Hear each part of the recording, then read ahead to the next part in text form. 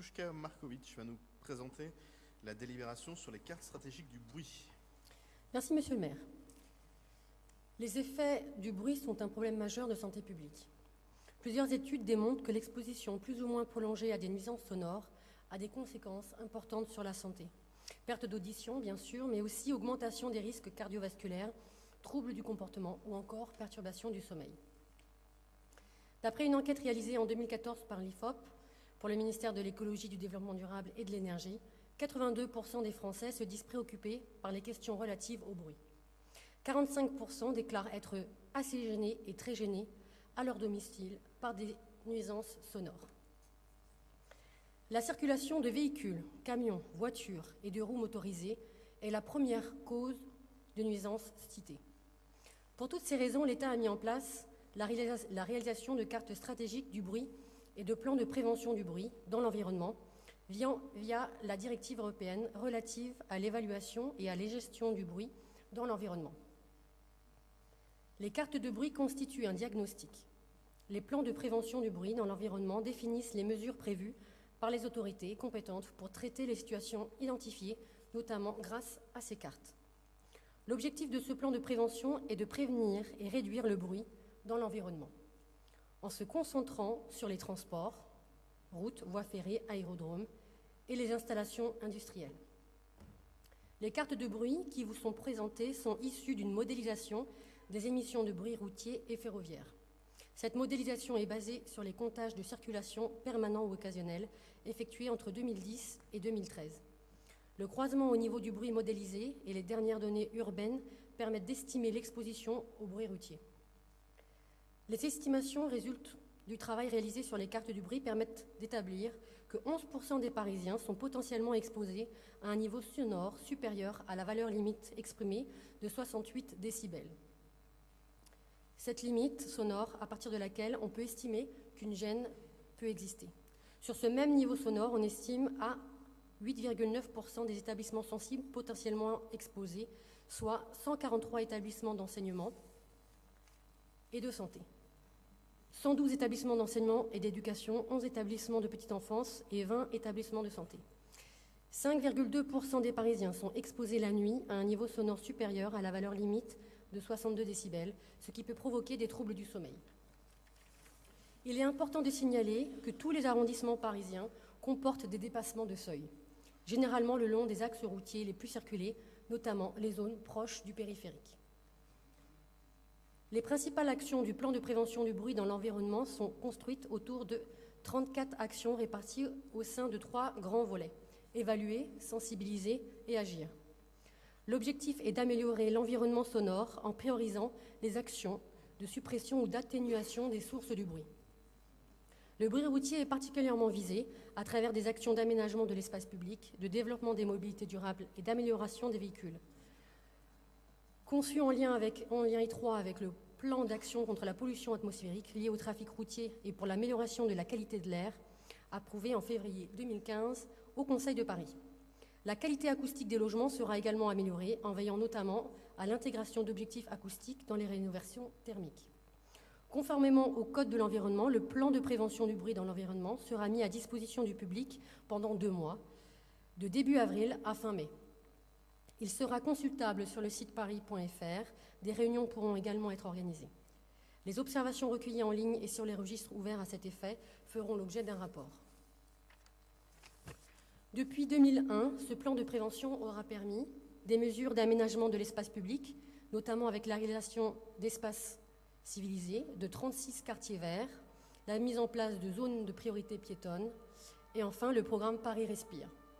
La promotion d'autres modes de déplacement, notamment avec le Vélib et l'Autolib, des actions sur le boulevard périphérique, notamment avec le programme de couverture du boulevard du périphérique sur certaines zones, des mesures pour réduire l'impact sonore des livraisons, notamment avec la charte de logistique urbaine durable adoptée en 2013, et enfin des mesures d'isolation des façades des habitations dans le parc public et privé.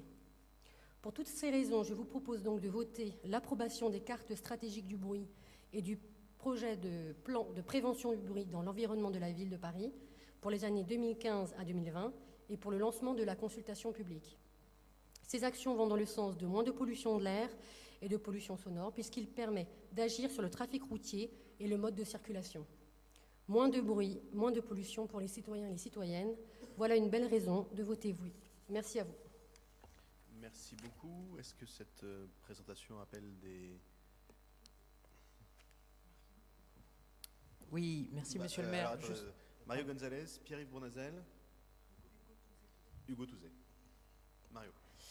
Merci Monsieur le maire. Dans le prolongement de ce qui vient d'être exposé sur ce plan de prévention, je tenais à attirer l'attention de mes collègues sur le travail que nous menons également dans l'arrondissement, dans le cadre de ma délégation, qui est double, qui concerne notamment la relation entre locataires et bailleurs, mais aussi entre locataires entre eux, et que la question du bruit est une question primordiale, notamment liée aux troubles de voisinage, et que nous sommes en train de travailler notamment avec les associations de locataires et très prochainement avec les bailleurs, justement pour essayer de trouver des politiques qui permettront de réduire ces nuisances qui, pour certains voisins, sont tout simplement invivables. Et la deuxième chose, c'est que la mairie de Paris s'est également engagée, et tu l'as dit Douchka, sur les nuisances de la nuit et de la vie nocturne parisienne.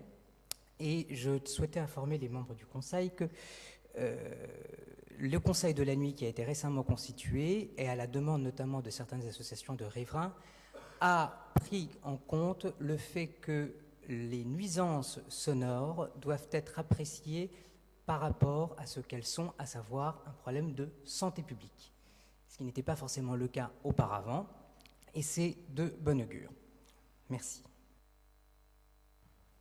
Merci, Monsieur Bournazel. Merci, Madame la maire. Il y a plusieurs paragraphes où on peut être que d'accord. Bon, c'est tellement général, c'est un peu comme disait Pascal Julien tout à l'heure, on est pour la paix dans le monde et là on est effectivement pour lutter contre le bruit de manière générale. Bon, il y a des choses sur lesquelles on peut que être d'accord et vous avez notre approbation. Simplement, je voudrais rappeler un certain nombre d'éléments. D'abord, tout ce que vous nous présentez, ça a 2 ans de retard. Ça devait être présenté début 2013. Nous sommes début 2015. Pourquoi tant de retard? Que s'est-il passé pour qu'aujourd'hui on en vienne à nous présenter ce plan qui se conclut donc, je veux quand même le lire pour que chacun comprenne bien, on nous demande d'approuver les cartes du bruit routier de Paris et d'autoriser la maire de Paris à les transmettre au préfet de Paris pour publication. Belle jambe. D'approuver le projet de plan de prévention de bruit dans l'environnement de la ville de Paris pour la période 2015-2020. Oui, c'est quand même des généralités et concrètement, quels sont les moyens pour vraiment agir. Et d'autoriser la maire de Paris à soumettre ce projet à la consultation du public pour observation. Oui, tout ça pour ça, c'est un peu léger. En réalité, j'ai des questions à poser. Les pyros de la nuit, combien ça a coûté? Quelle efficacité concrète, quel impact, quelle évaluation la ville de Paris fait en matière de lutte contre le bruit. Ensuite, en 2011, j'avais déposé ici un vœu en conseil d'arrondissement qui avait été voté à l'unanimité pour demander que la fête de la musique redevienne la fête de la musique et pas la fête du bruit. Mettre fin aux sonos qui font du bruit et valoriser les groupes amateurs ou professionnels, des quartiers, les mettre en valeur. Ça a été voté à l'unanimité. 4 ans plus tard, la fête de la musique, dans certains quartiers, c'est plus la fête de la musique. Les jeunes ou moins jeunes des quartiers ne peuvent plus s'approprier la fête de la musique. On met des grosses caisses, des grosses sonos qui font boum, boum, boum. Et le problème, c'est que les gens des quartiers, les gens qui font de la musique en professionnel, une fois encore en amateur, on ne les valorise pas. Et si on veut que tout le monde vive ensemble, qu'il y ait la convivialité, il faut déjà valoriser les acteurs de nos quartiers et les gens du 18e. Bon, ça, on l'a voté à l'unanimité. Quel suivi? On ne l'a pas. Et ça, je le regrette. Et si j'ai dit un jour, ici en Conseil du 18e et en Conseil de Paris, que je me posais par exemple aux 800 millions d'euros que M. Brossat veut investir dans la préemption dans le diffus, c'est parce qu'on disait que nous, ces 800 millions d'euros, on voulait les investir dans du neuf, dans des nouveaux logements. Ces nouveaux logements, ça permet d'investir dans de nouveaux quartiers. Et par exemple, sur la couverture du périphérique et sur la qualité des nouveaux habitats, de l'écohabitat, et de permettre de lutter contre le bruit par la qualité nouvelle de l'habitation. Voilà de l'investissement. Mais quand on préempte sur une mandature 800 millions d'euros des appartements qui existent déjà et qu'on les transforme d'une catégorie en une autre, ben ces 800 millions d'euros sont perdus pour l'investissement, c'est-à-dire pour du nouveau, pour la nouvelle qualité de vie, pour l'embellissement d'un quartier et donc pour la lutte contre le bruit. Et effectivement, il faut quand même dégager des priorités puisqu'on ne peut pas tout faire. Et bien, ces 800 millions d'euros qui sont perdus pour l'investissement, c'est perdu aussi pour la couverture du périphérique, c'est perdu pour de grands projets qui permettraient de lutter contre le bruit. Alors nous allons déposer des vœux au Conseil de Paris pour essayer de concrétiser un peu cette délibération, pour lui donner un peu de chair, un peu de nerfs et vraiment avoir une vraie évaluation. Et nous verrons à partir de là ce que nous voterons au Conseil de Paris. En attendant, nous ne pouvons pas voter cette délibération et je vous demande déjà de répondre à nos questions. Hugo Touzet.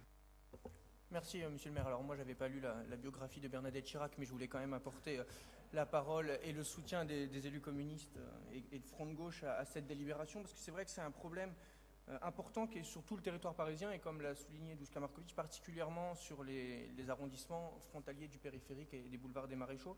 Et dire aussi, mais ça a été dit, que c'est une délibération qui s'inscrit dans la continuité d'un débat relatif à la lutte contre la pollution et pas simplement contre le bruit, et que du coup ça nécessite un grand nombre de réponses qui sont similaires à celles que l'on peut proposer dans la lutte contre la pollution atmosphérique, parce que beaucoup de nuisances, ça a été aussi dit, sont liées au trafic routier. Alors simplement deux choses. La première, c'est de rappeler que la lutte contre la pollution, elle ne peut pas se conduire dans le carcan d'une politique d'austérité, parce qu'elle implique un investissement, une relance de l'économie importante. Et la deuxième chose, c'est peut-être le besoin de renforcer, de développer les transports en commun à la fois, et un investissement dans le fret ferroviaire qui aujourd'hui peut être non bruyant grâce aux avancées techniques et phoniques, et peut-être aussi développer le fret fluvial, dont on ne parle pas assez, pour organiser des reports à l'automobile et au transport par camion, ce qui permettrait de régler à la fois le problème de la pollution atmosphérique, dont on a beaucoup parlé avec notamment récemment le débat sur la transition énergétique, et à la fois le problème du bruit. Voilà. Et puis simplement finir, pour être très court, en disant que si de vraies avancées ont été gagnées sur les lignes de transport en commun, notamment, on voit pour l'instant rien de concret venir du côté de l'État, ni de la SNCF, ni des RFF, en matière de fret, et c'est peut-être là-dessus qu'on aura un peu à mener bataille. Je vous remercie. Merci beaucoup. Quelques éléments de réponse peut-être, Duška Marković. Merci, Monsieur Bournazel. Vous allez donc, je voulais faire une synthèse, mais vous allez donc me donner l'opportunité de développer. En ce qui concerne donc les aménagements qui vont être faits sur 2015 et 2020, nous avons donc l'aménagement, programmer le renouvellement des revêtements routiers par la pose d'enrobés phoniques, l'aménagement de l'espace public, les grandes places, les berges de Seine, réduire la vitesse des véhicules au profit de la réduction du bruit, envisager une expérimentation d'enrobés phoniques sur les plus bruyants des grands axes de circulation restés à 50 km/h, créer des zones à trafic limité, secteurs fermés à la circulation automobile à certains horaires, développer les alternatives aux modes de déplacement bruyants et polluants, notamment avec l'amélioration du transport collectif, développer les modes actifs de déplacement, vélo, marche, etc.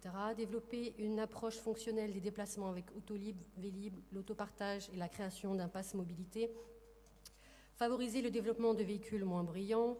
Étudier la réduction du trafic des poids lourds sur le périphérique. Étudier l'interdiction des vols commerciaux de tourisme sur l'héliport de Paris. Intégrer la qualité de l'environnement sonore à l'urbanisme durable, notamment en intégrant les objectifs de qualité de l'environnement sonore aux dispositions réglementaires du PLU en définissant des valeurs limites d'exposition du bruit contraignantes pour les nouveaux logements.